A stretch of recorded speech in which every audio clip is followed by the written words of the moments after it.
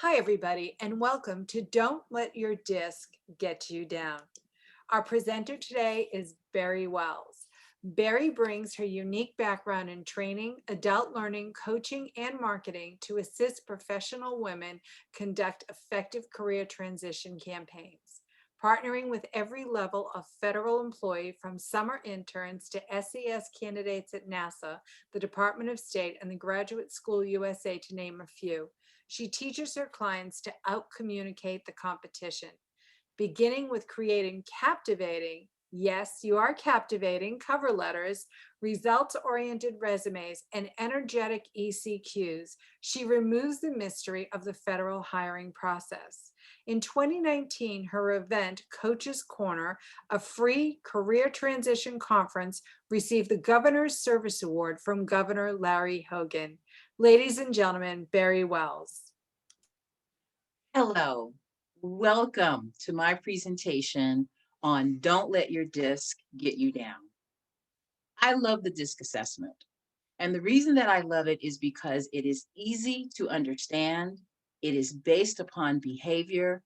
And once you learn how to people read using the DISC filter, I assure you, you're going to have improved interactions both at work and at home. Our time together is going to fly. Please feel free to make your comments and observations in the chat box as I will be monitoring them through the presentation. And we're going to spend the next 40 to 45 minutes exploring the DISC assessment, figuring out what makes the certain DISC styles tick and what makes the DISC styles not tick. And most importantly, things that you can do to have improved interactions with others. But before we begin, let me let you in on a little secret. Come close. There are things about your DISC style that are wonderful. And there are also things about your DISC style that drive people nuts. It's true. I don't mean to be the bearer of bad news. But don't worry, because the things about you that drive you nuts, or the things about you that drive others nuts as a result of your DISC style, we're going to go through them today and give you some techniques and strategies to help you to begin minimizing those irritating and off-putting tendencies. The other thing I'd like to share with you is, no matter your DISC style, you're prone and primed and ready for leadership.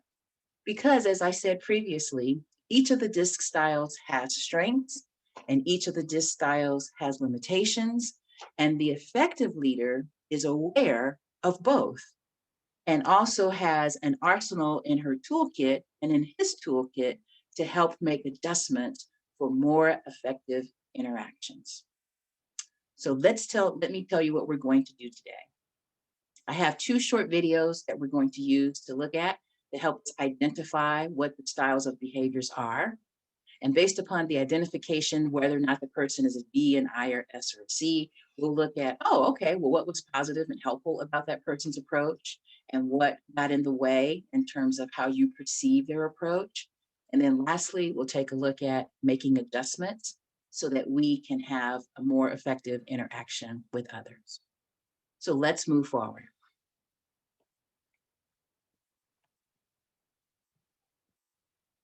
DISC styles in the workplace. And you also have your handouts, and hopefully you've downloaded them so that you can follow along with what we're going to do today. There are basically four styles: D, I, S, and C. The D stands for dominance, the I stands for influence, the S stands for steadiness, and the C stands for conscientiousness. This introductory video is going to introduce us to the four styles, and I definitely would like to encourage you to take notes because after the video, we're going to have a brief discussion. Stand by as I pull the video up and we will progress forward.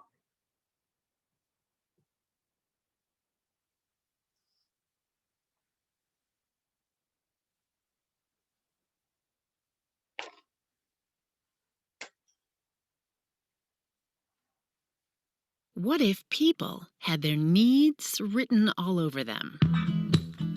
If you knew that this person wanted more independence, and that person wanted a bit more reassurance, Would it change the way you work together?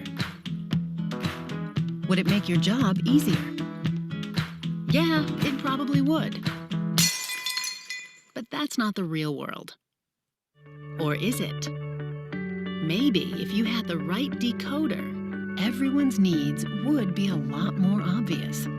It would be clear how to work more effectively together, to be more productive, more satisfied. All you would need is a tool to help you understand where people are coming from. This is DiSC, your decoder. It gives you a way to quickly understand the needs and priorities of the people around you. It describes 4 basic styles: D, I, S, and C. Here's how it works. First, everyone has a dot.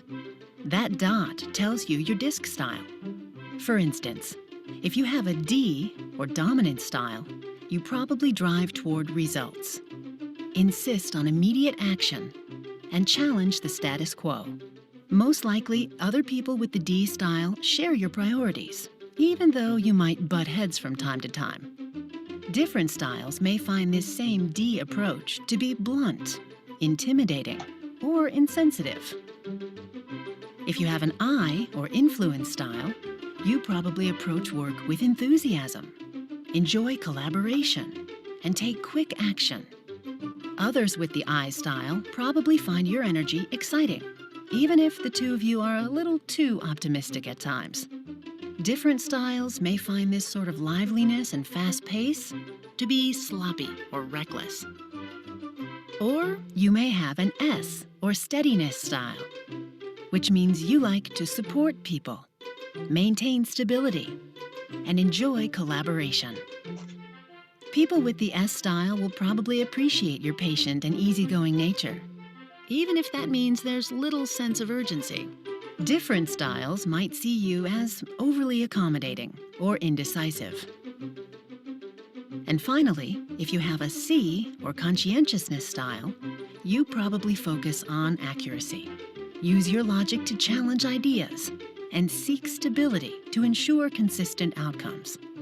Others with the C style will like that you prioritize getting things right, even if the two of you can get bogged down in analysis. But for people with different styles, this cautious pace may feel dry, sapping their natural energy. Now, in the real world, it's not always that simple. Your dot can be between 2 styles, such as in the area between I and S, and you can have 4 or even 5 priorities. For example, in addition to collaboration, enthusiasm, and support, you might also share the priority of accuracy with your C coworkers. The point is, even though you need to recognize your own DiSC style, you also need to know where the people you work with are coming from. Whether you're simply connecting with others, solving problems, or working through conflict, you'll have to stretch from time to time. And using DiSC as a guide, you'll have a better sense of when and why that sort of adapting is so crucial to not only your success, but the success of everyone in your workplace.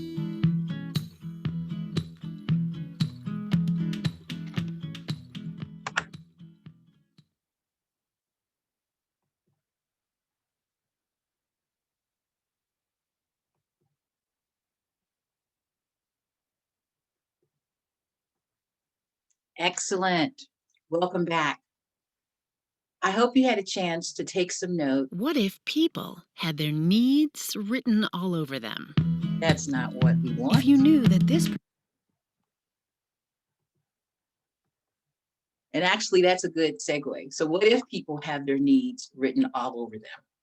So here's what I'd like to do. I'm going to review what we just heard in the video. And I'd like for you to see if you can guess what you think my style is. Let's go through them.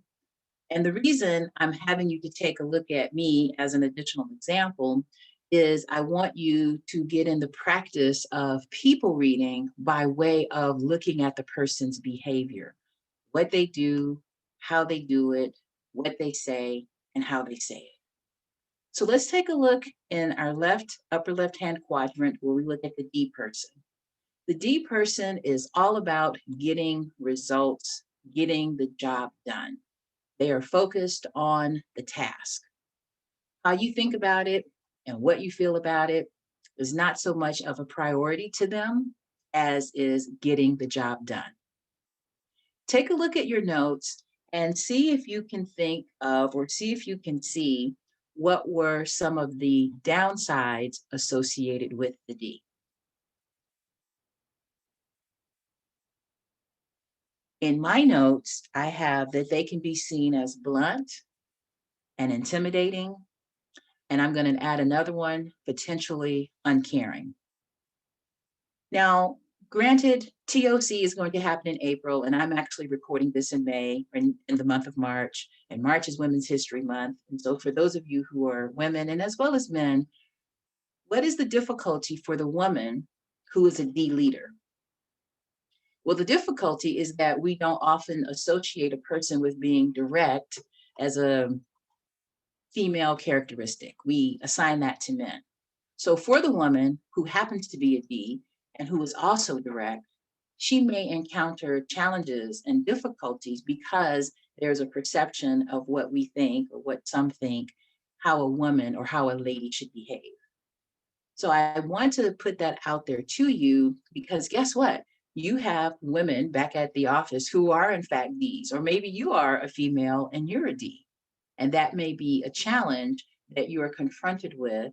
And I want to make you aware of that so that you can be mindful as both the person, the D woman, or the person who interacts with the D woman, and how you perceive her, how you respond to her, how you deal with her because of her gender as well as her style. Let's move around the circle. The next letter we have is what? I. Take a look at your notes. What does I stand for? You got it. Influence. So influence people are enthusiastic, they're energetic, they have tons of ideas. Flip side, take a look at your notes.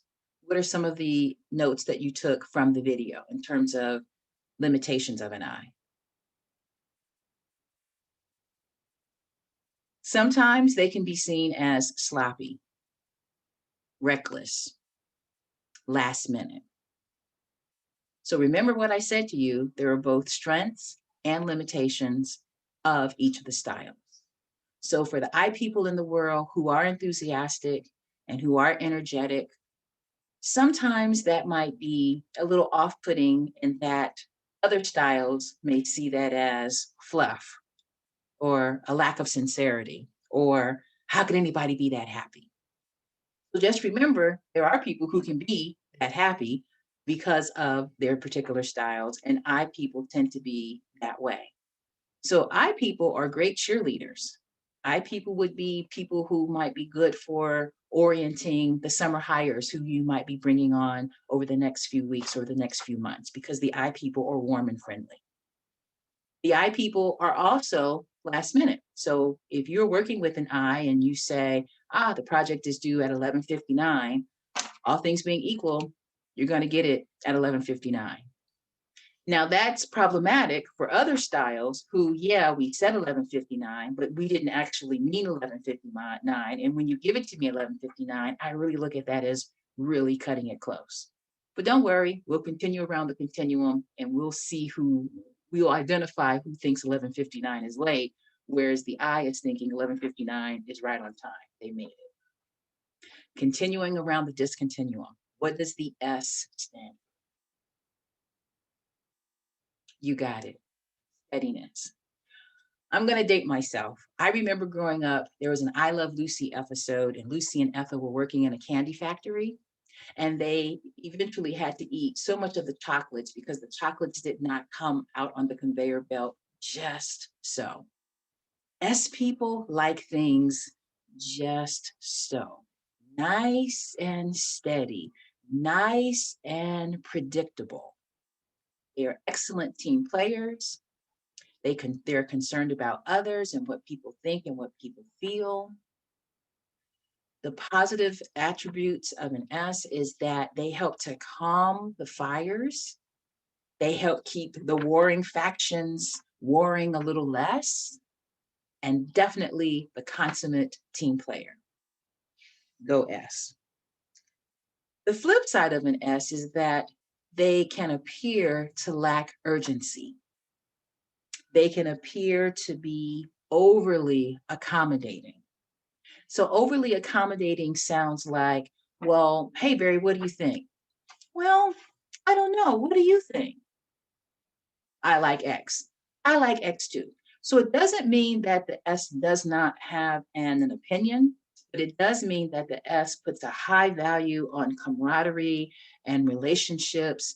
And if this is not a deal breaker, they are willing to acquiesce and let the other person's say dominate in the thinking that it will help to keep the relationship and the situation moving forward.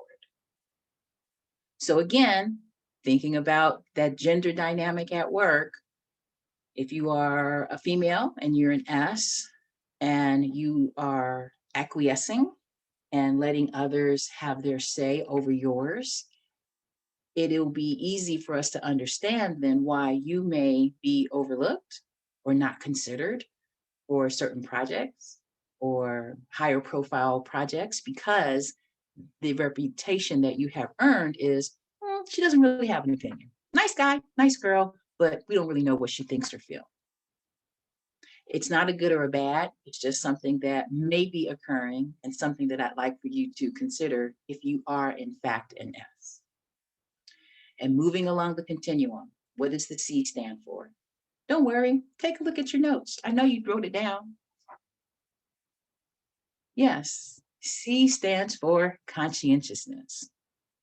And when I think of conscientiousness, what comes to mind in terms of a visual is a measuring cup, precisely measured at the 1/2 mark. I mean, it's precise. C people are precise. They're accurate. They value being right. C people don't cut corners. So if I'm the manager and I'm the C, and you want to take an extra 15 minutes without necessarily taking leave, and when I ask you to submit the leave slip, it's not that I'm picking on you. It's not that I'm giving you a hard time. It's that I'm a C and I value following the rules. And I also value applying the rules equally. So what were some of the positive attributes that we heard about C in the video? They get things done right. They get things done well. They work from a plan. They work from a framework. Willy-nilly, slipshod, off the cuff, those are not attributes that the C people are known for. Flip side. Well, one of the things when you are accurate and precise, it means that your pace is slower because it takes more time to be accurate and precise versus pedal to the metal and going for it. The C people are cautious. The C people need a lot of data and information.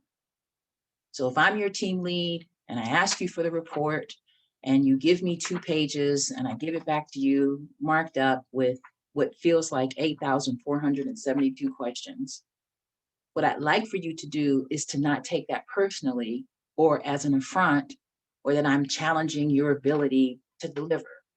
It has nothing to do with you. If I'm a C, I have a need for data and information and resources. So why don't we take this back to work? And let's suppose, because we're dealing with the C, who is cautious and precise and thorough, how might the C conflict or have a conflict with the D? What challenge might a C have with a D? Well, one of the things we said about the D is that the D likes to get things done. Result, chop, chop, get to it. So if I'm the D manager and you're the C teammate or direct report, and you're slow and methodical, the way that I view you could be detrimental because I'm thinking, holy cow, does it take all of that? What would it take to get a little fire under him or a little fire under her going? Potential conflict between the C and the D would be that of pace. Potential conflict with the C and the I could also be pace, because the I people and their enthusiasm and energy, they are also fast paced, and the I people also like to get things done. Potential conflict with the S. Well, the C and the S are both cautious and methodical and steady, so they don't have a conflict there. The C and the S have a potential conflict because the C person is focused on results, getting things done, and the S person is focused on teamwork and hoping everyone feels heard and accounted for and included. And when the C person is focusing on results, opinions of others is not so very important. Potential conflict between the D and the I. Well, both the D and the I are results oriented. They want things done. Let's keep her moving. No conflict there. The conflict between the D and the I happens because the D person is focused on results, as we see here, and the I person is focused on relationship and being friendly and hoping everybody gets along. The I and the S share that people orientation. So the D and the I may butt heads because the D person wants to get her done, and the I person is, oh, how are people thinking and feeling about it? Potential conflict between the I and the S. The I and the S both love collaboration, as we can see, so that people side they share. Where they differ is that the I is, let's get her done, and the S is nice and steady. I'm bringing this out to you so that you can begin thinking about yourselves back at the office and seeing where you might fall along the DiSC continuum, as well as where others may fall on the DiSC. And when we have an understanding of self objectively, and when we have an objective understanding of the others, and in the video, it talked about understanding others and adapting. That's where the magic begins and where we help prevent our DiSC from getting us down, is when we know two things. One, what we bring to the table in terms of a positive attribute, a winning feature. And it's also important to know what we bring to the table that interferes and potentially rubs people the wrong way. And at that point, we individually, you, I, me, us, can make a conscious decision to adapt. That yes, I know this particular thing about me as a D and I or S or C, and I want to have an improved relationship, so I can make adjustments on how I communicate and how I approach and how I respond, instead of looking at you and wanting you to make adjustments to accommodate me. So really, we have a debunking of the golden rule. We used to say, do unto others as you would have them do unto you. No, do unto others as they would have you to do unto them. I think if you can adapt the latter, you'll be better off and have better relationships, because you're not expecting the world to accommodate you, but rather you are willing to make the shift to accommodate it. Let's go to our next video where we're going to actually see the 4 styles in action together. And our first presentation, it was individually taking a look at the model. In this presentation, all 4 of the styles are going to be together, and we're going to see how they communicate with each other, their affect, their energy level, and have a great time figuring out which style is which. So if you will, turn to your handouts, 2.1, And the directions say, during the first video, use the space below to identify which disc style corresponds to each team member. What that means is there are going to be 4 characters, and for each of the characters, you're going to write down, do you think that person is a D, an I, an S, or a C? The second part of the video that we're going to do is for each of the disc characters, we're going to identify, based upon what we see in the video, what do we think is a potential stressor for them? And actually, in the video, you're going to hear things that each of them are going to say and communicate verbally. And that is also going to give you an indication of what may be a stressor for them. So we're not going to look at 2 videos as suggested on the handout. We're going to look at the one, and we're going to look at the one video to apply it to the first exercise in terms of identifying DISC. And then we're going to use it for the second part of the activity to identify what stressors are associated with the DIS. So hang tight with me while I go to my videos, and we will progress forward. Okay, I'm ready to play. Take notes, and I'll see you shortly. It's an update on the Galaxy project by Friday. Well, what do you think they mean by update? It's got to mean they want the prototype. That's what they've liked in the past. Well, it makes more sense for us to develop our project plan and set some clear deadlines before creating a prototype. Well, is there any reason we can't do both? Actually, this couldn't have come at a better time, and I think it'll end up being really great for us.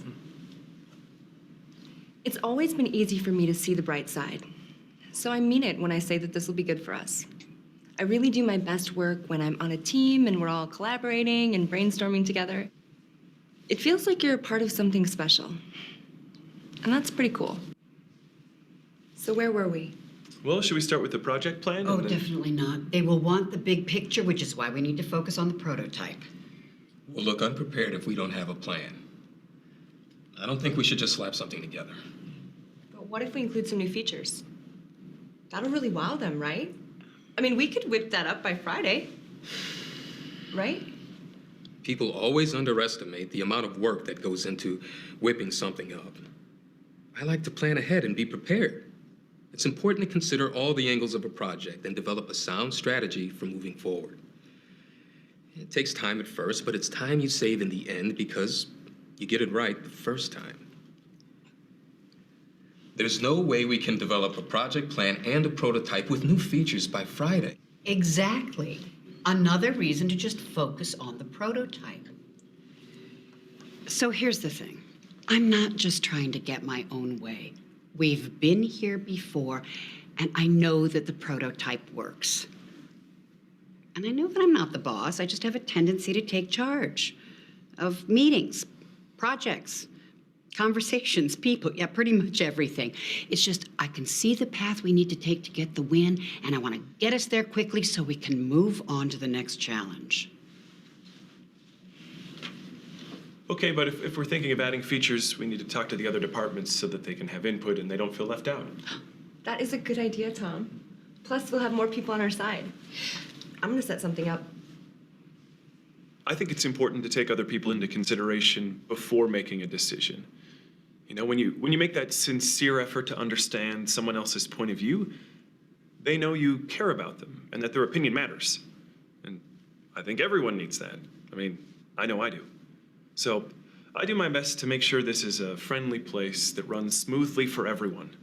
You know, I want to be a good teammate, so I work hard and help others out. And people know that they can count on me to get the work done. And that's what's most important. I'm not on board with this. I don't feel comfortable moving forward without a project plan, so I'm gonna work on that for the next few days. As long as you get me the code for the new features, that's priority 1. Well, I can work on the code for the new features and update the presentation deck from the original proposal. Does that help? Would that work? Awesome. Yeah. And I went in on the presentation prep. I've got a few ideas how to really showcase the new features. Sounds great. So is everyone in on the meeting with the other departments? Yep, I'd really like to go. Okay. Not me. Oh, yeah, maybe I shouldn't go then. I'll help Dante with the code. Yeah, me either. I'm going to work on the prototype. Dante, send me the code that's already written.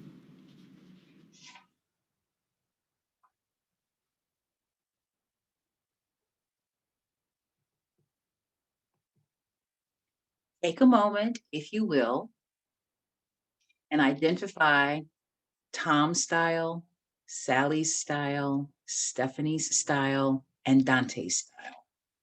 E, I, S, or C. And yes, each style is only represented once.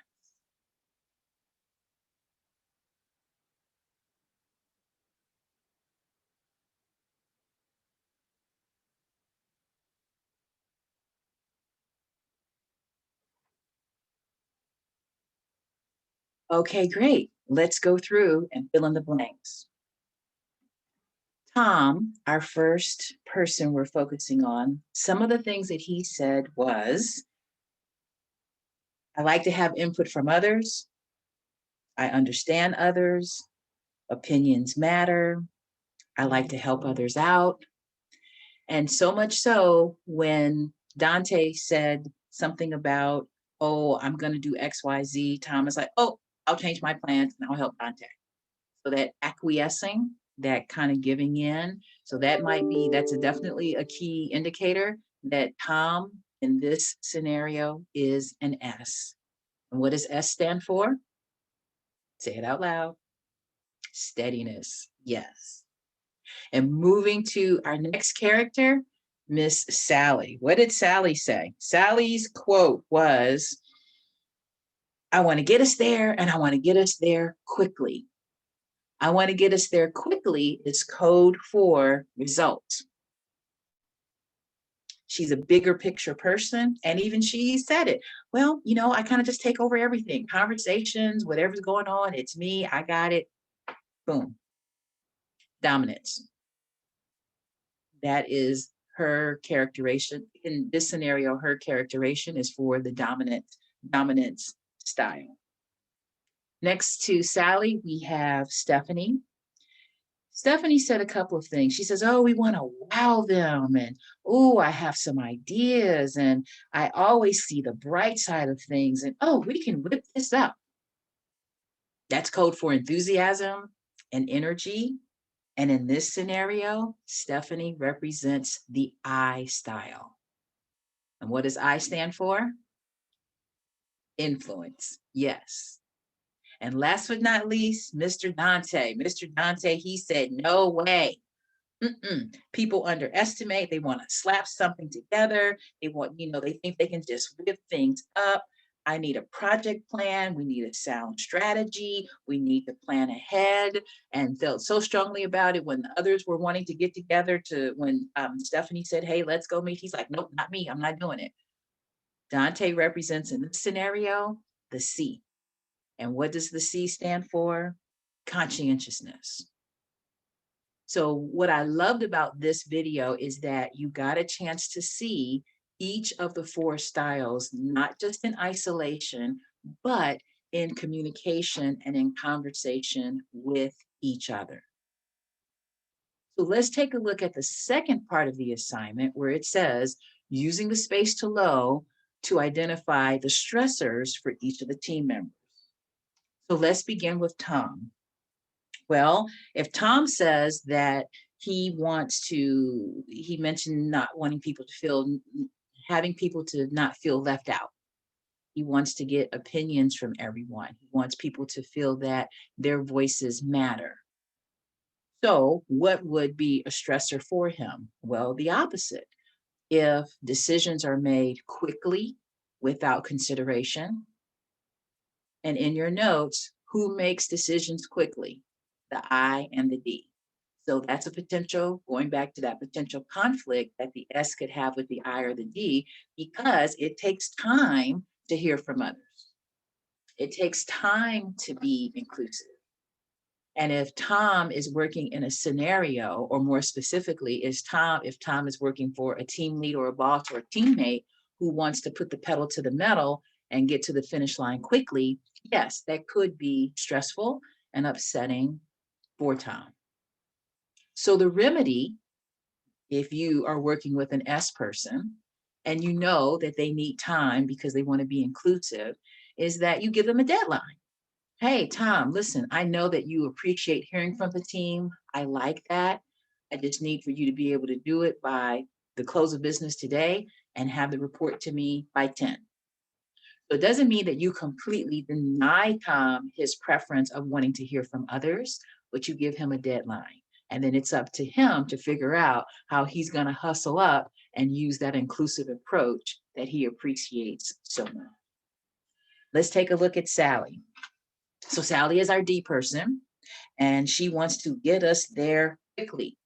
Likes to take charge. She's a bigger picture thinker. So what's stressful for her? Well, and also who is stressful for her? So who is stressful for her is definitely Tom, S, and definitely Dante, C. So what does that mean? That means that slower paced, methodical approaches, careful analysis, not really her shtick. So what stresses her is the fact that things are not moving as quickly as she would like. So if I were you and I'm sitting there thinking, Sally is my boss in terms of her being a D, how do I don't let my hear with Sally? So what I would do if Sally says, hey, Barry, give me the report, I'd give her a high level overview as page 1 with bullets. And if I were then an S or a C, I would backfill with more data that she can choose to use if she is so inclined. So give it to her high level, support it with the data, and then you give her the option. As opposed to the other way of giving her a lot of data and details up front and a summary at the end. She's not even going to get to the summary. High level, backfill with the details. A tip or trick to deal with the D. Let's take a closer look at Stephanie. Stephanie, what would stress her? So what did she say? She says, oh, I work best on a team. She sees the bright ideas. She likes to whip things up. She wants to wow them.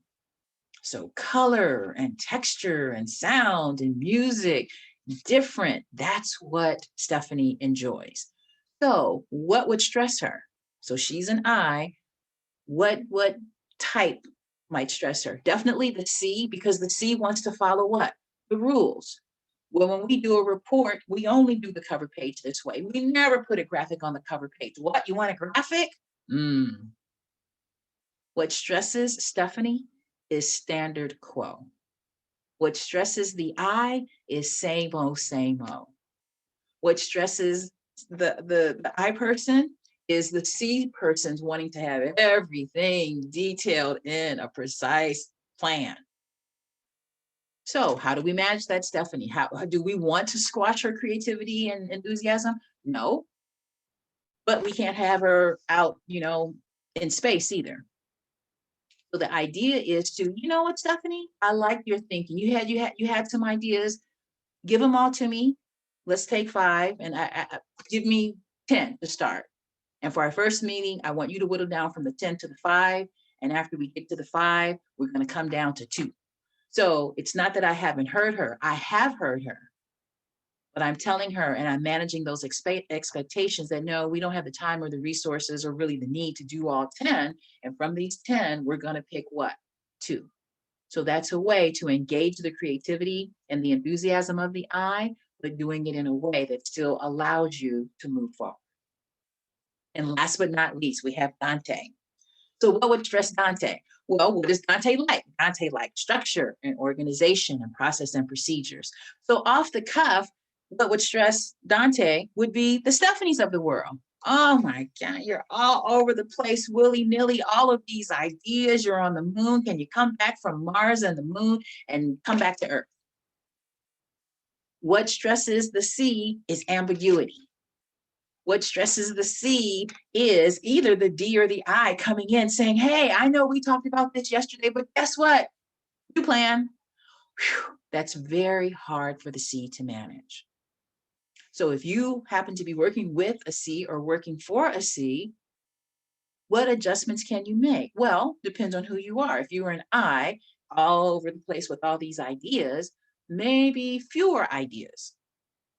Or maybe the ideas in writing followed by, well, hey, can we have a meeting to talk about it? The idea is not that the C is opposed to the ideas, but the C likes things, remember the half cup, not predictable, reliable. So maybe the I person, the D person, you may have to do a little research to show and to prove to the C that this really can work. It's not going to be enough for you to come in I person with all your personality and enthusiasm and think that that is going to be enough to win the C over. It is not going to be enough to win the C over. And it's not personal. It's not because you're a woman. It's not because you have a bachelor's and he has a PhD. It has nothing to do with it. The C person wants data and details and information. And to the extent that you can give him or her data, detail, and information, you'll be in a better position. Our time is flying and we've only begun to scratch the surface. What I'd like for you to do is to,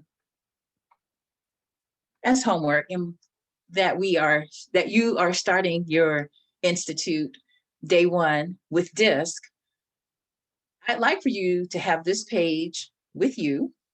And as you interact with others at the conference, see if you can begin identifying different styles of your conference mates. And I like this activity because you don't know them, but you now have a decoder, you now have a tool to help help you to figure who they are, to figure them out. So what's difficult for me and what works for me? And maybe use this like a journal. Don't say, oh, what's difficult for the D and then go, see, this is what's difficult. This is what drives me crazy about you. Don't do it that way. This is for your own reflection. Because back at the ranch, back at work, back at home, you have DISC people with whom you're going to be interacting. So in conclusion, what I'd like for you to do, two things. Be mindful of who you are in terms of your DISC style. Remember the strengths, remember the limitations, and then also take a look at who you're interacting with, their DISC style, and go back to the stressors that we just did. And if you know that one of their stressors is whatever that is based upon their style, you now have a toolkit that is enlarged and that can help you make adjustments. I'd love to hear from you. My contact information is included. If you have an aha moment, that would delight me to hear what you have to say. And I'd love to hear from you in terms of what you think my style is, because that was one of the assignments that I gave you at the beginning. It's been my pleasure to work with you and hopefully assist you in helping your D not to get you down by way of you having an understanding of what you bring to the table, what the other person brings to the table, and what you can do to make adjustments to have more effective interactions. You're getting this information on the first day of the conference. You got 3 days. I want to encourage you to put it to good use. And thank you so much for deciding to join me on this version of the DiSC assessment and how it can help you not to get you down. Thank you so much.